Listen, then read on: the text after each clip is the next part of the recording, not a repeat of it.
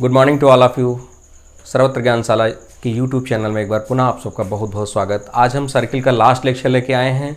Circle में जो भी कॉन्सेप्ट हम लोगों ने पढ़े वो सारे कॉन्सेप्ट, उसमें जो कुछ शेष कॉन्सेप्ट बचे हुए हैं जो भी काफ़ी एग्जाम के दृष्टिकोण से महत्वपूर्ण है आप सब लोगों के लिए, आज हम उन कॉन्सेप्ट्स को लेकर के आप लोगों के बीच में बातचीत करते हैं। अगला जो हमारा इसमें कॉन्सेप्ट है वो ये है कि मान लिया हमने कोई सर्किल खींचा इस तरह से और इस सर्किल का सेंटर O है, अर्थात इसका केंद्र क्या है, O है। आप क्या करेंगे कि इसमें से कोई एक जीवा इस सर्किल की डाल देंगे, जैसा कि हमने यहाँ पर आपको दिखाया हुआ है। AB सर्किल की क्या है, कॉर्ड है, अर्थात जीवा है। तो आप ये देखेंगे कि इस जीवा के कारण आपको जो जीवा देखने में आ रही है, वृत्तखंड अपने दो अलग अलग भागों में क्या हो जाता है, बढ़ जाता है। जैसा कि आप चित्र में देख पा रहे होंगे, नीचे वाला भाग आप समझ में आ रहा होगा, जो हमारा लघु चाप है, AB जो चाप हमको ये वाला देखने में आ रहा है, ये हमारा चाप क्या है, लघु है। और इस लघु चाप के कारण जो हमारा वृत्तखंड बन रहा है वो लघु वृत्तखंड बन रहा है, जैसा कि ये देखने में आ रहा है, ये हमारा लघु वृत्तखंड बन रहा है। और दूसरा हम देख पा रहे होंगे, एक ये हमारा दीर्घ चाप है, ये वाला यहाँ से लेकर के इस तरह से घूमेंगे यहाँ तक, ये हमारा कौन सा चाप है, दीर्घ चाप। तो दीर्घ चाप द्वारा हमारा जो वृत्तखंड बन रहा है वो कैसा है, दीर्घ वृत्तखंड है।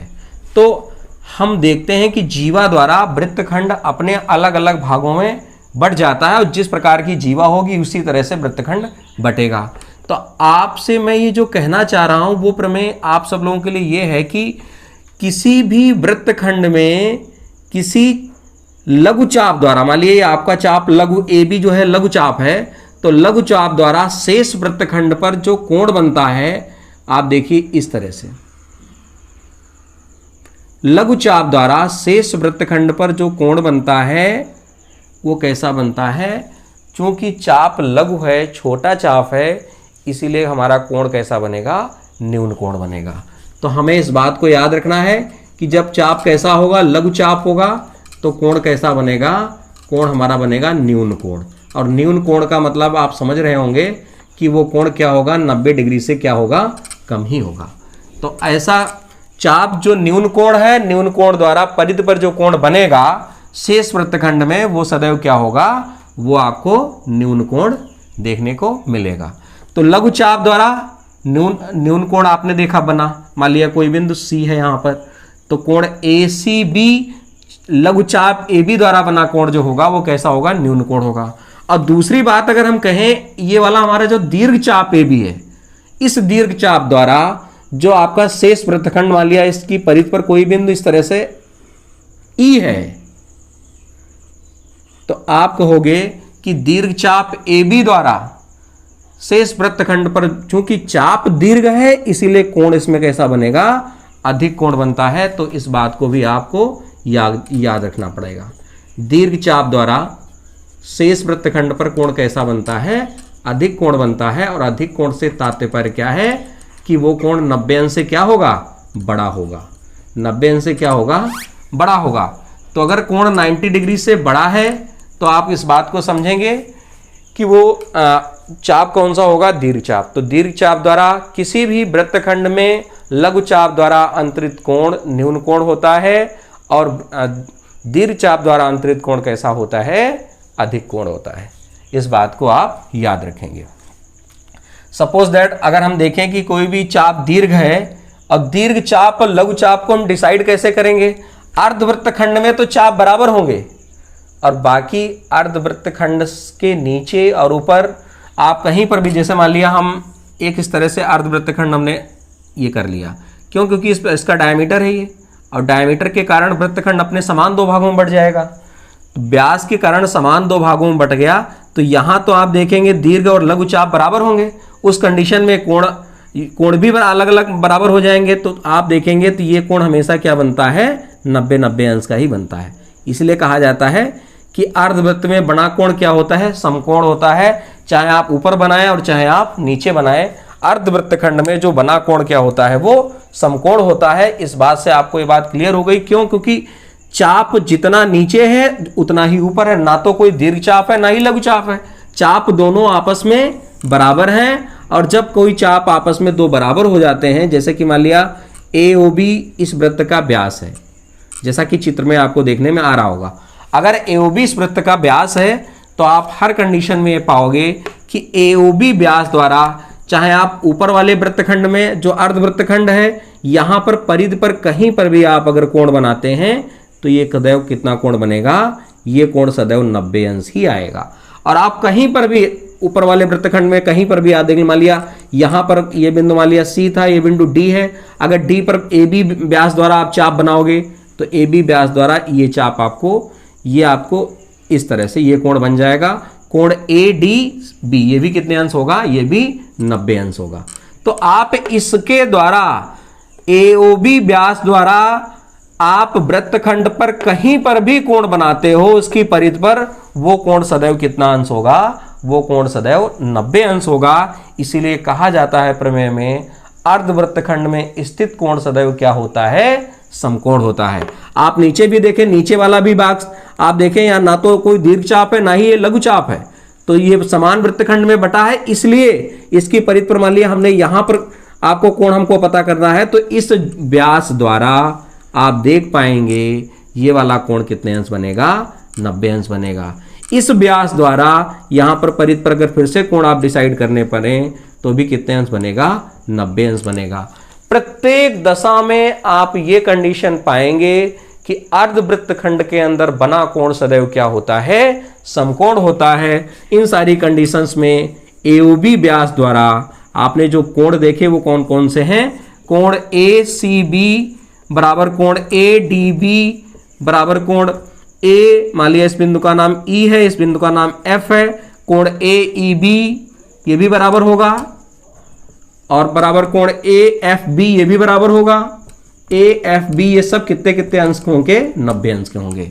तो आप याद रखना, किसी व्यास द्वारा, जो मैंने आपको बताया था, इसकी जो बेसिक कॉन्सेप्ट है वो ये है कि जीवा क्या करती है, वृत्तखंड को दो अलग अलग भागों में बांटती है। अगर हम कह दें वो जीवा ऐसी है कि उनसे दीर्घचाप और लघुचाप बन रहे हैं, उसके लिए तो बात मैंने ये पहली वाली कंडीशन बताई। और दूसरी, अगर आपने कोई ऐसी जीवा ले रखी है जो उस वृत्तखंड की सबसे बड़ी जीवा है, अर्थात तब वो व्यास है, और जब वो व्यास है तो आप चाहे ऊपरी वृत्तखंड में देखें, अर्धवृत्तखंड में देखेंगे, तब भी उसकी परिधि पर कोण सदैव कितना बनेगा, 90 अंश, और चाहे आप नीचे बनाएंगे तब भी कोण कितना बनेगा, 90 अंश। ऐसा इसलिए होता है क्योंकि इस कंडीशन में जब आप सबसे बड़ी जीवा खींचते हो तो उस वृत्त का व्यास होता है, और वृत्त का व्यास उस वृत्त को समान दो भागों में बांट देता है। जैसा कि आप देखें, ऊपर वाला भाग अर्धवृत्तखंड, AOB के ऊपर वाला भाग अर्धवृत्तखंड, और नीचे वाला भाग भी क्या है, अर्धवृत्तखंड है।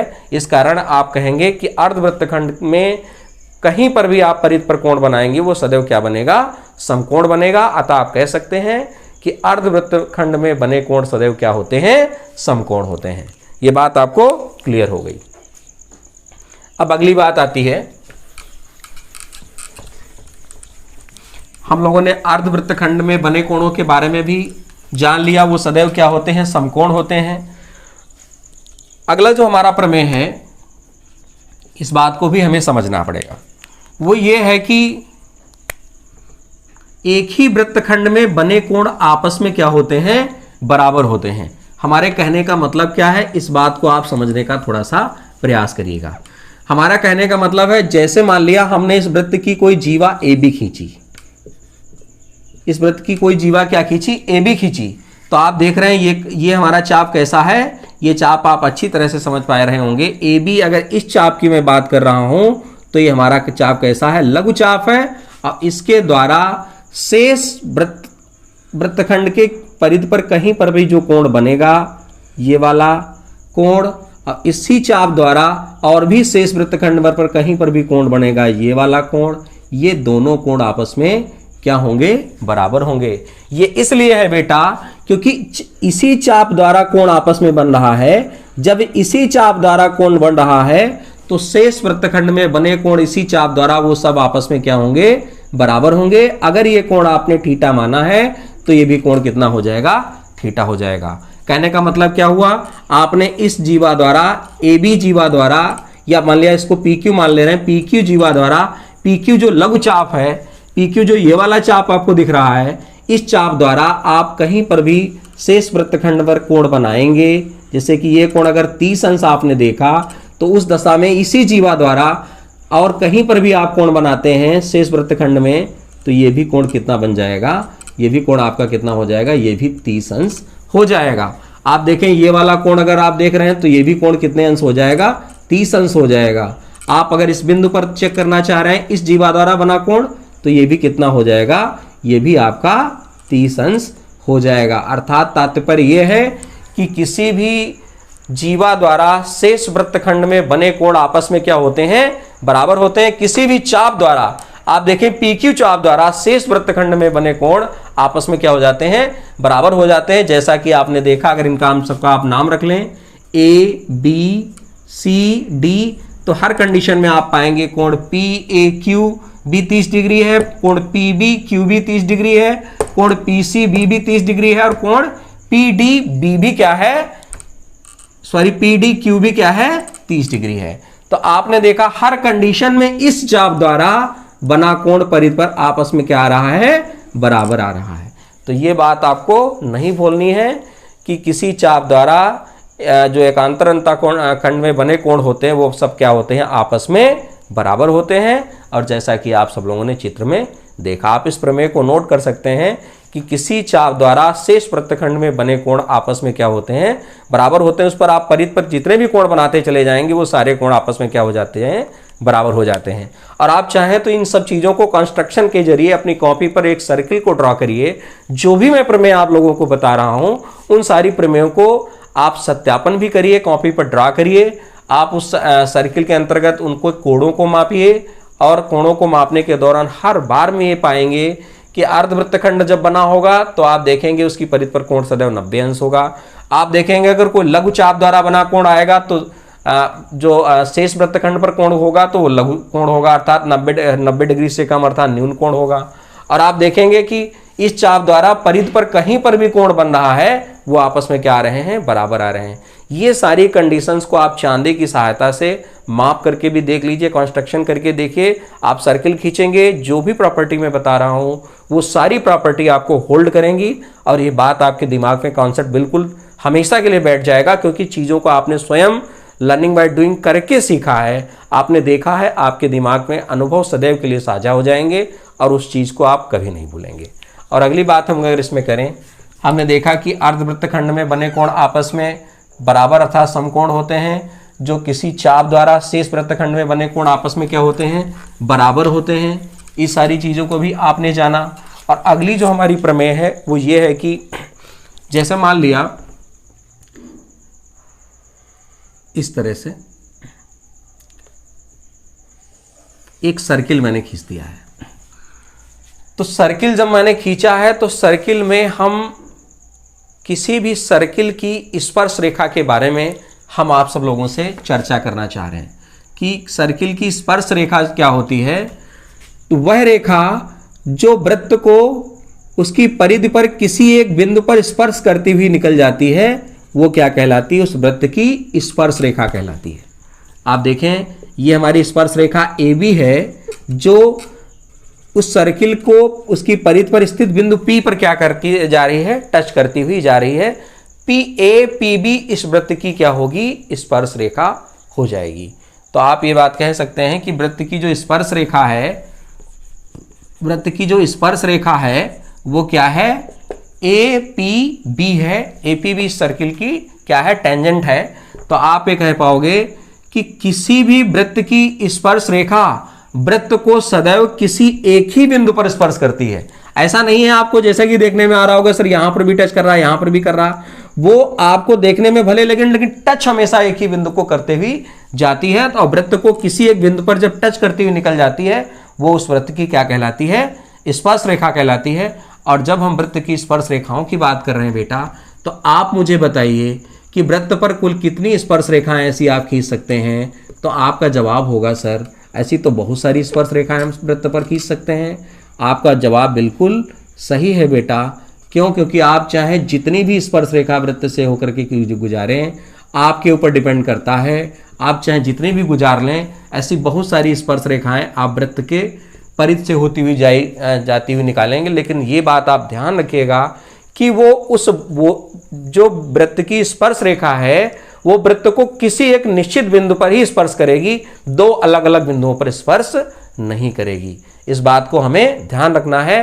तो हम इसमें दो फैक्ट याद रखेंगे कि वृत्त की कोई भी स्पर्श रेखा वृत्त को किसी एक बिंदु पर ही स्पर्श करती है, पहली बात। और दूसरी बात, किसी भी वृत्त पर अनंत स्पर्श रेखाएं खींची जा सकती हैं। तीसरा फैक्ट मैं जिसकी बात आप लोगों के बीच में करना चाह रहा हूं वो ये है बेटा, सपोज दैट ये वाली स्पर्श रेखा बिंदु P पर स्पर्श कर रही थी, ये वाली स्पर्श रेखा मान लिया Q पर स्पर्श कर रही है, ये वाली स्पर्श रेखा R पर कर रही है, ये वाली स्पर्श रेखा मान लिया हमारी S पर कर रही है, इस तरह से ये वाली स्पर्श रेखा हमारा T पर कर रही है, ये वाली स्पर्श रेखा L पर कर रही है। तो यहां से एक और कॉन्सेप्ट हमको देखने में आएगा, और मैं उस कॉन्सेप्ट जिसकी मैं बात कर रहा हूं वो आप ध्यानपूर्वक समझने का प्रयास करिएगा। बात यह है कि वृत्त की कोई भी स्पर्श रेखा और त्रिज्या के बीच में स्पर्श रेखा के स्पर्श बिंदु और त्रिज्या के बीच में एक रिलेशन सदैव आपको देखने को मिलता है। वो रिलेशन क्या है, इसको आपको थोड़ा सा समझना है। वो रिलेशन ये है बेटा कि स्पर्श रेखा, वृत्त की कोई भी स्पर्श रेखा और त्रिज्या के स्पर्श बिंदु पर कोण सदैव 90 अंश बनता है। कितने अंश बनता है? 90 अंश बनता है। जैसा कि आप देखें, ये वृत्त की एक स्पर्श रेखा बिंदु R पर स्पर्श कर रही है। अगर हम इसकी त्रिज्या खींच लें, O को R से मिला दें, तो निश्चित रूप से ये कोण हमारा कितने अंश हो जाएगा? 90 अंश हो जाएगा। ये S पर स्पर्श कर रही है, अगर हम इसकी त्रिज्या खींच लें इस तरह से, तो यहां पर ये कोण कितने अंश हो जाएगा? 90 अंश हो जाएगा। क्यों? क्योंकि त्रिज्या और स्पर्श बिंदु पर स्पर्श रेखा द्वारा 90 अंश का कोण बनाती है। आप यहां पर भी देखें, इसको अगर यहां से खींच देंगे तो ये कोण कितने अंश हो जाएगा? 90 अंश हो जाएगा। यहां पर देखें, यहां पर भी आप वृत्त की स्पर्श रेखा जो L बिंदु पर स्पर्श कर रही है, यहां पर कोण कितने अंश हो जाएगा? 90 अंश हो जाएगा। अगर ये कोण इधर का 90 है तो ये भी 90 होगा, इधर वाला 90 है तो शेष ये भी 90 होगा। क्यों? क्योंकि सरल रेखा है और सरल रेखा पर बना कोण टोटल 180 डिग्री होता है। उस कंडीशन में भी 90 अंश हो जाएगा। आप देखेंगे हर कंडीशन में वृत्त की कोई भी स्पर्श रेखा, जैसे कि आप यहां पर देख पा रहे हो, एक वृत्त की मैंने स्पर्श रेखा देखी, अगर ये बिंदु वृत्त के P पर स्पर्श करती है, तो अगर आप वृत्त के केंद्र से इस स्पर्श रेखा को मिला दोगे जो कि उस वृत्त की त्रिज्या होगी, तो वृत्त की त्रिज्या और स्पर्श रेखा के स्पर्श बिंदु पर सदैव कोण कितने अंश बनाती है? 90 अंश की बनाती है। इस बात को भी, इस फैक्ट को भी आप नोट करेंगे अपनी कॉपी में। क्या कि स्पर्श रेखा और त्रिज्या के मध्य में स्पर्श बिंदु पर सदैव कोण कितना बनता है? 90 अंश का कोण बनता है। यानी स्पर्श बिंदु, स्पर्श रेखा और त्रिज्या स्पर्श बिंदु बिंदु P पर कितने अंश का कोण बनाती है?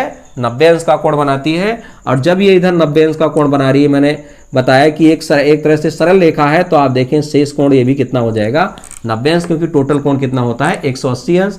जब उधर 90 बन गया तो इधर भी क्या बनेगा? 90 बनेगा। उस कंडीशन में आप कहोगे, मान लिया अगर इस वृत्त की स्पर्श रेखा ये AP भी थी, उस कंडीशन में आप कहोगे कि कोण OPB भी कितने अंश होगा? 90 अंश होगा। या कोण OPA भी क्या हो जाएगा? OPB 90 अंश और OPA भी कितने अंश हो जाएगा? 90 अंश हो जाएगा। ये भी फैक्ट आप नोट करोगे। मैंने कि यहां पर भी आपको समझाया, आप इस बात समझने का प्रयास करना कि स्पर्श रेखा और त्रिज्या के बीच में स्पर्श बिंदु पर 90 अंश का कोण बनता है। ये भी फैक्ट आज से आपके दिमाग में साझा हो जाना चाहिए। नेक्स्ट बात इसमें यह है कि वृत्त की स्पर्श रेखा की मैंने बात आप लोगों के बीच में कर ली, और इनमें 3 अलग अलग फैक्ट मैंने जोड़े। उन सारे फैक्टों को भी आपने नोट किया। अगली बात यह होती है कि मान लिया जैसे हमारे पास एक वृत्त है और इसमें हमने इस वृत्त की कोई स्पर्श रेखा खींच दी इस तरह से। मान लिया ये बिंदु P पर टच कर रही है, और इसी बिंदु से अगर मैं वृत्त की एक जीवा खींच दूं, जैसा कि चित्र में देख पा रहे हैं आप। मान लिया इस स्पर्श रेखा का नाम है APB। APB इस स्पर्श रेखा का नाम है। तो अगर हम देखें, अगर APB वृत्त की स्पर्श रेखा है और PQ इस वृत्त की एक जीवा है, तो यहां से एक और फैक्ट आपको देखने में आएगा। इसके इस जीवा द्वारा वृत्तखंड में बने कोण अगर हम डिसाइड करें तो इस PQ लघुजीवा द्वारा PQ लघुचाप द्वारा आप देखेंगे यहां पर कोई कोण बनेगा, आप कहेंगे बिल्कुल यस बनेगा।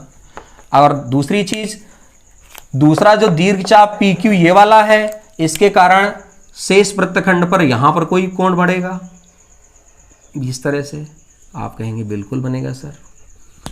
तो इन कोणों में एक संबंध PQ जीवा द्वारा देखने को मिलेगा। वो संबंध क्या होगा, जब आप चांदे से मापने का प्रयास करेंगे, मान लिया ये बिंदु हमारा R है और ये बिंदु हमारा ये क्या है, S है, तो ये संबंध आप जब खोजेंगे तो आपको देखने को ये मिलेगा कि कोण APQ, अर्थात ये वाला जो कोण है, कोण APQ, इतना जो कोण है APQ, ये जो कोण देखने में आ रहा है, ये सदैव किसके बराबर आएगा, ये कोण बराबर आएगा इस वाले कोण के, अर्थात कोण PSQ के बराबर आ जाएगा, PSQ के बराबर आ जाएगा। और दूसरी कंडीशन में आप पाएंगे कोण BPQ किसके बराबर आएगा, कोण BPQ, ये वाला जो कोण आपको देखने में आ रहा है, कोण BPQ, ये कोण इस वाले कोण के बराबर आएगा, कोण PRQ, अर्थात हम कह सकते हैं कोण BPQ बराबर कह सकते हैं कोण PRQ के होगा। तो आपने इस तरह की चीज़ों को आप कंस्ट्रक्शन करने के जरिए आप माप सकते हैं, ये दोनों कोण आपस में बराबर आएंगे।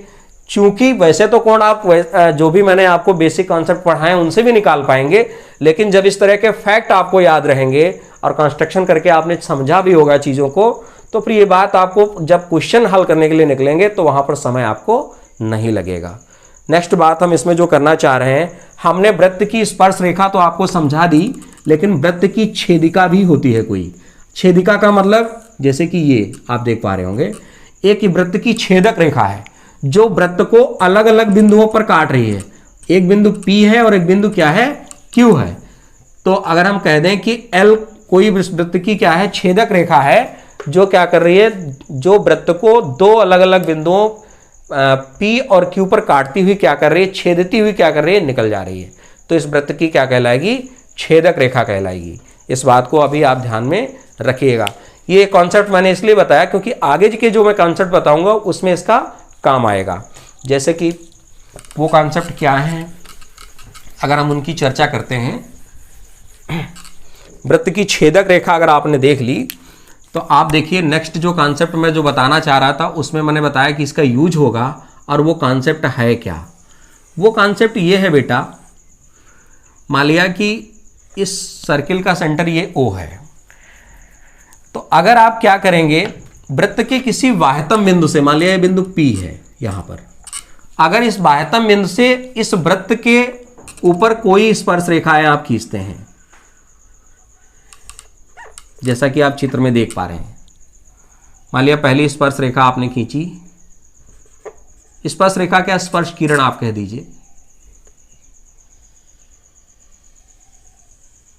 इस तरह से, और ये बिंदु क्या है, ये बिंदु A है जहां पर इसको टच करती हुई निकल रही है, और ये बिंदु B है जिसको टच करती हुई निकल रही है। तो आप इस तरह की कोई वृत्त पर PA और PQ दो किरण डाल के देखेंगे तो उस कंडीशन में आप ये पाएंगे कि इनके मान, चूंकि बिंदु A क्या है, बिंदु A वो बिंदु है जो इस वृत्त को बिंदु A पर ये वाली जो किरण है क्या कर रही है, स्पर्श कर रही है, इसलिए स्पर्श बिंदु है। बिंदु B क्या है, इस वृत्त का स्पर्श बिंदु है। क्यों, क्योंकि PB किरण क्या कर रही है, इस वृत्त को बिंदु B पर क्या कर रही है, टच कर रही है, इसलिए स्पर्श बिंदु है। उस दौरान आपको ये देखने को मिलेगा कि जो PA किरण है वो किस किरण के बराबर हो जाएगी, PB किरण के क्या आ जाएगी, बराबर आ जाएगी। अर्थात इसका मान PA का जो वैल्यू है वो PB की वैल्यू के क्या आ जाएगी, बराबर आ जाएगी। अर्थात PA अगर 8 सेंटीमीटर है तो PB भी कितना हो जाएगा, 8 सेंटीमीटर हो जाएगा। इस फैक्ट को भी आपको क्या करना है, याद रखना है। तो आप कहेंगे वृत्त के किसी बाह्यतम बिंदु से खींची गई स्पर्श किरणें आपस में क्या हो जाती हैं, बराबर हो जाती हैं। इस बात को भी आप ध्यान में रखेंगे। वृत्त के किसी बाह्यतम बिंदु से वृत्त पर खींची गई दो स्पर्श रेखाएं या दो स्पर्श किरणें आपस में क्या होती हैं, बराबर होती हैं, उस कंडीशन में पीए बराबर क्या हो जाएगा, पीबी हो जाएगा। और एक और कॉन्सेप्ट अगर इसमें हम अगर अलग से इन्वॉल्व करना चाहें, मैंने आपको बताया था वृत्त की कोई भी स्पर्श रेखा हो, अगर आप उस पर क्या करते हैं, इस तरह से आप त्रिज्या के जरिए उसको मिलाते हैं तो ये कोण कितने अंश बनता है, 90 अंश बनता है। यहां पर भी अगर आप इसको मिलाएंगे तो ये कोण कितने अंश बनेगा, 90 अंश बनेगा। इस बात को भी आप ध्यान रखेंगे। कई बार क्वेश्चन में हमको ये वाला कोण दे देता है, और जब ये कोण दे दिया तो सर्किल पर बना कोण आपको पता ही है 360 डिग्री होता है, इसलिए क्योंकि ये सर्किल है। अगर इसका ये डायमीटर होगा अर्थात इसका व्यास होगा, तो आपको मालूम एक ओर का कोण सरल रेखा का 180 डिग्री होता है और ये दूसरी ओर का भी कोण क्या होता है, 180 अंश। इस प्रकार टोटल कोण क्या हो जाता है, 360। तो अगर ये कोण बेटा दिया है तो 360 घटा करके ये कोण आप निकाल पाओगे। जब ये कोण आप निकाल लोगे तो आप एक देखोगे कोण ए पी बी ओ एक चतुर्भुज बन जाता है, और जब ये चतुर्भुज बन जाता है तो चतुर्भुज के चारों अंतः कोणों का योगफल 360 डिग्री होता है। उस कंडीशन में ये कोण भी आप निकाल पाओगे। कई बार प्रश्न में ये वाला कोण दे देता है और आपसे ये वाले कोण पूछ लेता है, इन दोनों कोणों को पूछ लेता है। जब आपको चतुर्भुज के 3 कोण दिए होंगे तो चौथा कोण आप अपने आप निकाल पाओगे। जब ये अंदर का कोण निकाल लोगे तो बाहर का भी कोण आपको निकल आएगा 360 से घटाने के बाद। तो इस तरह के कोई भी क्वेश्चन अगर आपको मिलते हैं आगे, तो उसमें आपको किसी भी तरह की समस्या नहीं होनी चाहिए। अगली बात, तो मैंने आपको समझाया कि वृत्त के किसी बाह्यतम बिंदु से अगर वृत्त पर दो स्पर्श रेखाएं आप खींचते हैं वो आपस में क्या होती हैं, बराबर होती हैं। और इसमें अगली बात, मान लिया एक वृत्त मैंने खींच दिया इस तरह से, इसका सेंटर O है, इसका सेंटर क्या है, O है। अगर आप क्या करोगे, इसके बाह्यतम बिंदु से अगर इस पर कोई एक स्पर्श रेखा खींचते हो इस तरह से, जैसे कि मैं यहां दिखा रहा हूं, इसके बाह्यतम बिंदु से आपने एक स्पर्श रेखा खींच दी और जो इस वृत्त को बिंदु A पर क्या करती है, टच कर रही है। ये बिंदु मान लिया P है।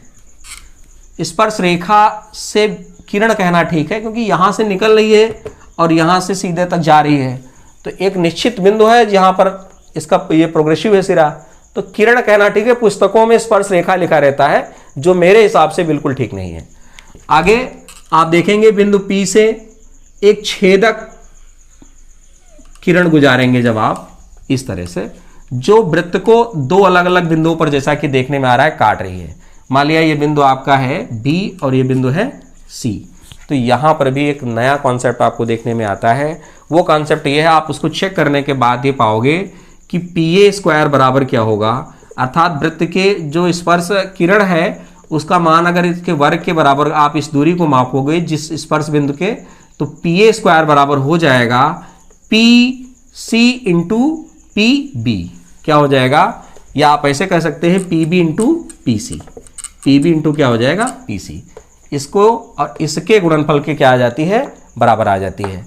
यानी PA जो स्पर्श रेखा है उसका वर्ग, स्पर्श किरण उसका वर्ग, शेष जो आपको इधर छेदक रेखा है, तो इनकी जो दूरी है PB की जो दूरी है वो, और टोटल PC की जो दूरी है उनका गुणनफल PA² के क्या आ जाता है, बराबर आ जाता है। ये भी एक कॉन्सेप्ट आपको देखने को मिलेगा, तो आप इसको भी नोट कर लेंगे। क्यों, क्योंकि न्यूमेरिकल क्वेश्चंस में इसका जबरदस्त प्रयोग किया जाता है। नेक्स्ट बात यह है कि किसी वृत्त के अंदर मान लिया कोई तिर्यक रेखाएं खींच रहे हैं इस तरह से आप, ये एक सर्किल है हमारा, ये इसका सेंटर है, और आप देखें इस तरह से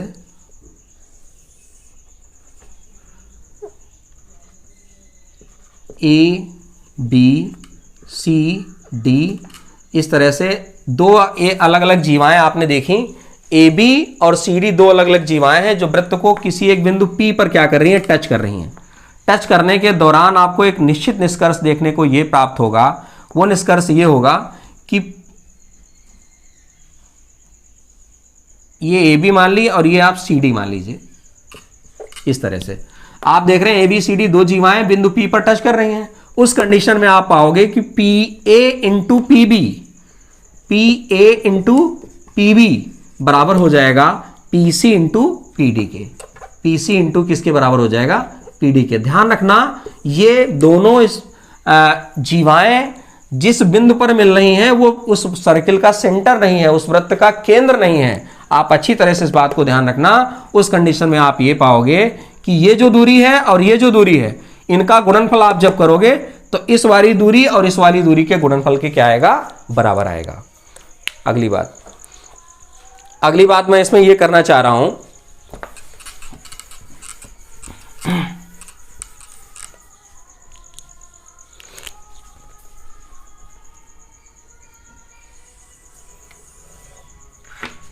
अगली इसमें ये बात मैं करना चाह रहा हूं कि मान लिया एक वृत्त है हमारा, और इस वृत्त में आप इसका सेंटर ये देख पा रहे होंगे, इस वृत्त का सेंटर है ये। और दूसरी चीज ये है कि हमारा इस वृत्त का अगर सेंटर ये है और एक और वृत्त है जो इसको क्या करेगा, स्पर्श करेगा आकर के इस तरह से।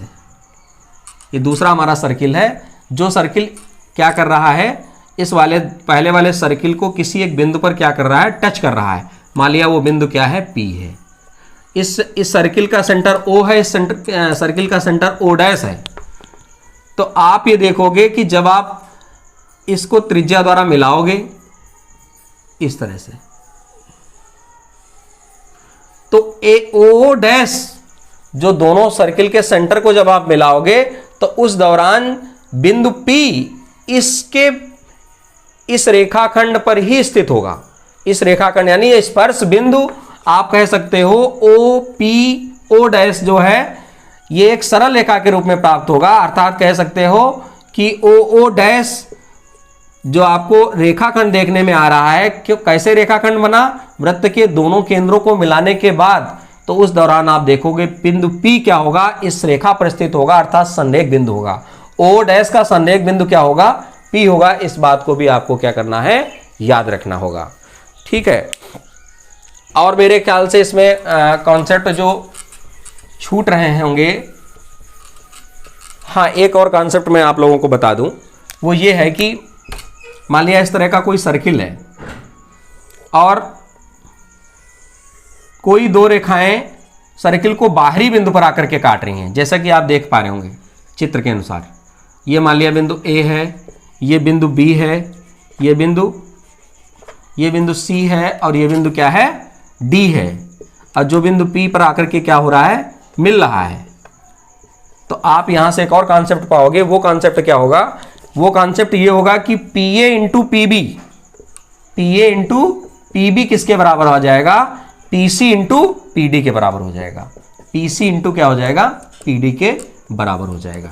इसका लास्ट कॉन्सेप्ट था। इस कॉन्सेप्ट को अभी मैंने इससे पहले का जो कॉन्सेप्ट बताया था कि वृत्त के अंदर ही कोई दो जीवाएं आपस में किसी बिंदु पर आकर के कट कर रही थी, तो उसका कॉन्सेप्ट आपने देखा। और अगर वृत्त के बाहर कट कर रही हो, जैसा कि आप इस चित्र में देख पा रहे हैं, उस दौरान आप पाएंगे PA इंटू PB बराबर क्या आएगा, PC इंटू PD के बराबर आ जाएगा। आगे हम आप लोगों को न्यूमेरिकल सीट के लेकर के आएंगे। जो भी मैंने आपको ज्योमेट्री पढ़ाई है अब तक, उन ज्योमेट्री की सीट्स को लेकर के हमारा विचार चल रहा है कि वो सारे कॉन्सेप्ट जो मैंने आप लोगों को दिए हैं न्यूमेरिकल के लिए आप सबको रिलेट कराऊं, तो जल्द ही आप सब लोगों के बीच में हमारी शीट डिलीवर होगी। अगर आप जो भी कॉन्सेप्ट पढ़े उन कॉन्सेप्ट को अच्छे से समझना चाहते हैं, न्यूमेरिकल सीट को जरूर सॉल्व करें। सीट सॉल्व करने के बाद ज्योमेट्री में किसी भी तरह की कोई समस्या आपको आने वाली नहीं है। मिलते हैं अगले लेक्चर में। Thank you so much.